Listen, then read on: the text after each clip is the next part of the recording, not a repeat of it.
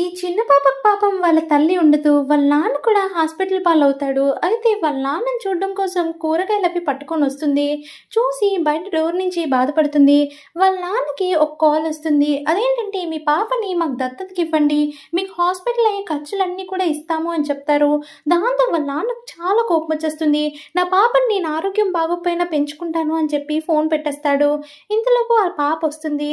"రామ్మ బంగారు తల్లి" అని చెప్తాడు. అప్పుడు వాళ్ళ పాప, "ఇగో నాన్న, నీకోసం ఒక లాకెట్ కూడా తెచ్చాను" అని చెప్తుంది. "ఈ లాకెట్‌లో టైం చూడొచ్చు, అలాగే మనిద్దరి ఫోటో కూడా చూడొచ్చు నాన్న" అని చెప్పి నీకోటి నాకోటి అని ఇస్తుంది. అప్పుడు ఆళ్ళ నాన్న చాలా హ్యాపీ ఫీల్ అవుతాడు. ఇంతలోపు ఫోన్ చేసి ఆ నెంబర్‌కి నన్ను ఎలాగైనా దత్తత తీసుకొని మా నాన్నని కాపాడండి అని ఏడుస్తుంది. అలాగే వాళ్ళ నాన్నకి మోకాళ్ళ మీద క్షమాపణ చెప్పి ఒక లెటర్ పెట్టి వెళ్ళిపోతుంది అక్కడి నుంచి. అప్పుడు వాళ్ళ నాన్న లేచేసరికి వాళ్ళ పాప కనిపించదు. ఆ లెటర్ చదువుతాడు. "నన్ను క్షమించు నాన్న, నేను నీ నుంచి దూరంగా వెళ్తున్నాను. కానీ నువ్వు ఎలాగైనా బ్రతకాలి" అని చెప్పి ఉంటుంది. దాంతో వాళ్ళ నాన్న వర్షంలో కూడా ఏడ్చుకుంటూ ఆ లాకెట్ పట్టుకొని ఆ పాప కోసం గట్టి గట్టిగా అరుస్తాడు.